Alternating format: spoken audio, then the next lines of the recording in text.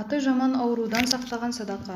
Қаттани мешіттен келмес бұрын Түркістан қаласында иманды қызметте болатынмын. Түркістанда Ахмет Яссауи университетінде араб тілінен дәріс беретін египеттік азаматпен таныстым. Жолым түсіп Египетке барғанымда ол жігітпен тек телефон арқылы сөйлесіп кездесе алмаған едім. Әлгі араб жігіт жұма намазға біздің мешітке келетін еді. Жастар көп. Кейде менің арабша алып сөйлескенімді көріп, айналамызда топырлап тұрып қалатын. Бір күні жастардың сұранысы бойынша намаздан соң ол 15 минут уағыз айтып, ал мен аударып беретін болдым. Содан садақа туралы әңгіме бастап, сіздерге ұсынғалы отырған хикаяны айтып берді. Есімі Махмұд болатын. Махмұдтың Египетте досы бар екен. Қазір елінде Махмұд досының есімін айтса керек. Дегенмен, менің есімде қалмапты. Досы бір күні айықпас ауруға шалдығып, өз елінде ем қонбаған соң Еуропаға барады. Германияға диагностикалық орталыққа емделуге келеді. Қабылдауында болған дәрігер аурудың қауіпті ісік екендігін ескертіп, операция жасауға келісімін алады. Келісімін берген соң дәрігер оған еліңе бір аптаға барып кел, операция келген соң жасаймыз дейді. Жігіт еліне қайтып үй ішіне айтады. Соңғы хабар үй ішінде ауыр тиіп, үй іші тым-тырыс болды. Бір апта деген өтпей кетеді. Үйден сыртқа шығып кофеханаға кіріп кофе ішеді. Қарама-қарсы бетте қасапшының дүкені бар екен. Дүкеннің алдында бір кейуана жерге түскен шашылған қима еттер мен 5 сіңірлерді теріп жүреді.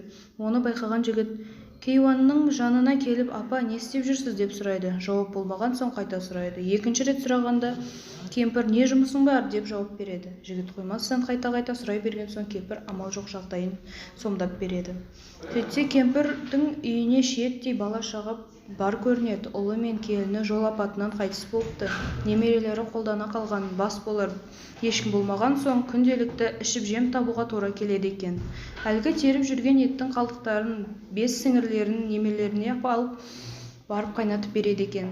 Бұны көрген жігіт қасапшыға келіп кемпірге ет алып береді. Сосын қасапшымен келісіп күнделікті ет алып тұруын қамтамасыз етеді. Балалар кәмелетке толмағанша деп келіседі. Жігіт, егер мен өлсем, үй үшін кепіл болады. Мен барған кезде бұл жағдайда әйеліне айтып, тағы да пысықтанып қояды. Осылайша өлім аузында тұрғанын біліп жүрген жігіт сауаптының ісі бар екеніне қарап садақа жасайды. Қуанышы қойнына сыймаған кемпір үйіне асығып келеді. Үйге ет алып келгеніне немерелері де қуанып қалады. Үлкен немере қызы келіп, әже, бұны кім берді деп сұрағанда бір мұсылман деп көзіне жас алды. Сонда өз бөлмесіне кіріп кішкене қыз алақанын жайып былайша дұға етеді. Раббым, біз ата-анамызда айырылдық. Бізге көмек берген кісінің балаларының ата-анасының айырмасыншы, оларды жетім қылмашы деп айтады. Апта өтіп Германияға келеді. Ол келген соң дәрігер қайта тексеру жүргізіп, толық тексерген соң жігітке келіп, сен кімсің деген сұрақ қояды. Сұрақты түсінбеген жігіт жауап қатпай қарап тұрады.